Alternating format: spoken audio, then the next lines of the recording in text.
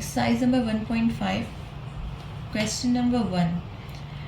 सबसे पहले हमने इसमें ये करना है कि ब्रैकेट्स सॉल्व करने हैं और जो ये होल नंबर्स में इनको फ्रैक्शन में उतारना है ताकि हम इसको सिंप्लीफाई कर सकें।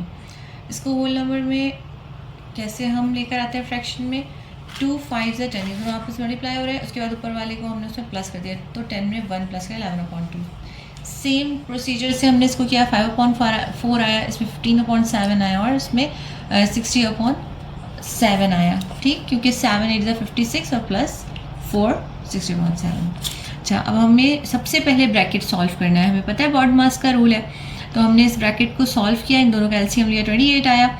उसके बाद 28 को 4 से डिवाइड करें तो 7 आता है, 5 हमने वैसे ही उतार दिया, आपसे मल्टीप्लाई करवा दिया, प्लस का साइन है वैसे ही उतारना। फिर 28 को 7 से हमने डिवाइड किया तो 4 आया, 4 यहाँ पर लिख दिया और 15 को यहाँ पे रख के मल्टीप्लाई कर दिया। ठीक है, हमने इस ब्रैकेट को नॉर्मली सॉल्व किया है, देख लें आप लोग। इसको मल्टीप्लाई किया, इसको भी आपस में मल्टीप्लाई किया, जो आंसर आया उसको आपस में प्लस किया, यहाँ पर लिख दिया, ये मल्टीप्लाई होता है, इसको यहाँ पर लिख दिया। जब ये ब्रैकेट सॉल्व हो गया, ब्रैकेट हटा दिया। डिवाइड जब हमें हटाना होता है तो हम डिवाइड की जगह मल्टीप्लाई का साइन लगा देते हैं ताकि हम इस वाले साथ इसको सॉल्व कर सकें। लेकिन जब ये ऐसा करते हैं तो जो भी नीचे नंबर होता है डिनोमिनेटर, वो न्यूमरेटर की जगह आ जाता है और न्यूमरेटर डिनोमिनेटर की जगह आ जाता है, यानी ऊपर और नीचे एक दूसरे के साथ वो जगह एक्सचेंज कर लेते हैं। 7 ऊपर 60 नीचे लिख के हमने इसको रिड्यूस कर दिया। 28 और 7 सेम टेबल में आते हैं, 93 और 60 सेम टेबल में आते हैं। इनको रिड्यूस करने के बाद इनको हमने आपस में मल्टीप्लाई करवाया है तो हमारे पास 209/96 आंसर आ गया। अब हमने इनको डिवाइड करवाया तो हमारे पास ये आया। इसको होल नंबर में लिखने का तरीका ये होता है, डिनोमिनेटर को डिनोमिनेटर ही रहने देते हैं, जो हमारे पास आंसर आता है उसको हम होल नंबर में लिख देते हैं और जो रिमाइंडर बचता है उसको हम ऊपर ले जाते हैं। तो इस तरह से हमारा होल नंबर बन जाता है। ये हो गया हमारा आंसर। एक्सरसाइज नंबर 1.5 क्लास 6 की गावा मैथमेटिक्स का क्वेश्चन है ये 2।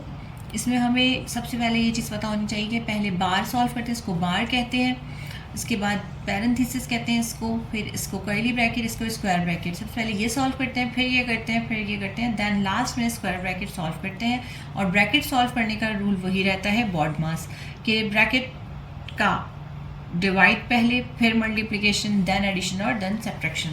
अब इस क्वेश्चन को अगर हम गौर से देखें, ये क्वेश्चन नंबर जो एक्सरसाइज का है वो 4 है और मैं आपको सेकंड क्वेश्चन करवाऊँगी। ठीक है, यहाँ पर ये क्वेश्चन हमने वैसे ही उतार लिया। हमें पहले स्मॉल ब्रैकेट को सॉल्व करना है। ठीक है, हमने पैरेंथेसिस को बिल्कुल सेम तरीके से सॉल्व करना है। जब होल नंबर में होता है तो 2 to the 4 + 1 5/2, इस तरह से हमने इसको किया और इसको किया।